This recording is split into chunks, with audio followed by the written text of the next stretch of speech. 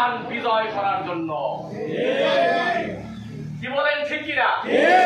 তাহলে কোরআন বিজয় করা, নামাজ পড়া যেরকম আল্লাহর আদেশ, রোজা রাখা যেরকম আল্লাহর আদেশ, কোরআন বিজয় করা তার চেয়েও বড় ফরজ। আপনারা জানেন কোরআন বিজয়ের আন্দোলনে নামাজ পর্যন্ত কাজা করেছেন রাসূল সাল্লাল্লাহু আলাইহি সাল্লাম। যেখানে নামাজ কাজা করা জায়েজ হয়ে যায়, এটা হচ্ছে কোরআন বিজয়ের কাজ। সেটা কি কাজ? কোরআন বিজয়ের কাজ। যেখানে রোজা রাখা আল্লাহ তাআলা রুখত করে দেয়, বন্ধ করে দেয়, সেই কাজটা হচ্ছে কোরআন বিজয়ের কাজ। কি বলেন, ঠিক কিনা? সুতরাং এর চাইতে বড় কোনো কাজ আর নাই। কোরআন বিজয় করতে হবে আমাদেরকে। 100-এর ভিতরে যেখানে 90 জন 95 জন লোক মুসলমান, সেই রাষ্ট্রটা কোরআন দিয়ে চলবে না, এর চেয়ে আর কোনো খারাপ কথা হতে পারে না। আপনাদেরকে একটা জিনিস ভয় দেখায় কি জানেন?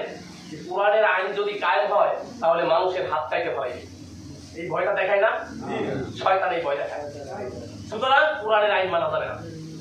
কোরআনের আইন যদি কায়েম হয় তাহলে কি করবে? গলা কাইতে ফেলাবে। তাহলে কোরআনের আইন কায়েম করা যাবে না।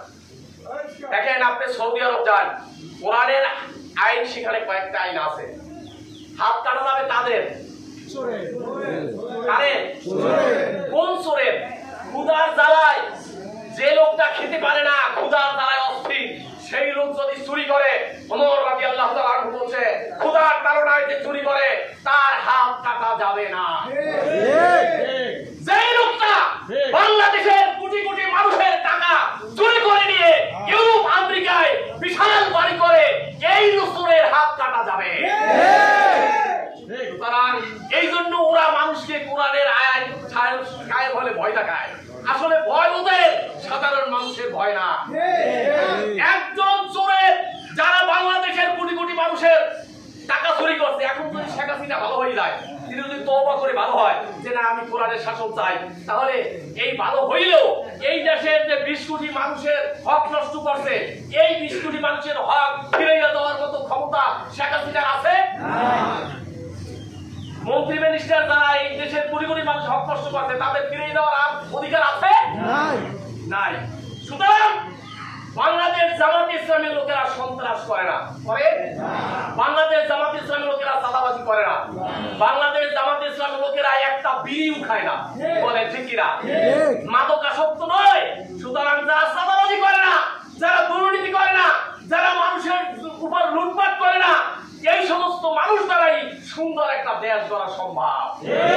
সৌদি আরবে আপনি ঘুরবেন, সেখানে দেখবেন একটা হাত কাটা লোক নাই। কারণ বাংলাদেশে যদি হাইকোর্টের সামনে একজন লোকের চোরের এরকম একজন মন্ত্রীর হাত কাটতে দেওয়া হয়, তাহলে সব হাত হেফাজত হয়ে যাবে। বলে ঠিক কিনা?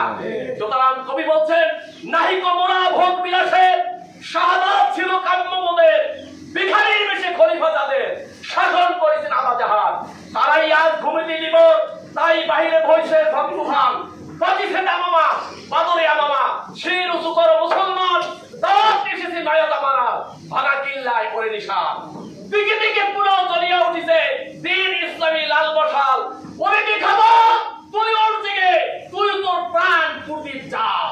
নারায়ে তাকবীর, নারায়ে তাকবীর, আল কোরআনের আলো, আল কোরআনের আলো। আমাদের প্রতীকের নাম কি? দাড়িপাল্লা। কি নাম? দাড়িপাল্লা মার্কা, ইনসাফের প্রতীক। আসুন আমরা এই সুযোগে সদ্ব্যবহার করি, আল্লাহর কোরআনকে রাষ্ট্রীয় ক্ষমতায় পৌঁছাই দেয়। আল্লাহ আমাদেরকে এই কোরআনের পক্ষে থাকা, কোরআনের আন্দোলনকে বিজয়ে তার কোরআনকে পৌঁছানোর তৌফিক দান করুন। আমিন। আসসালামু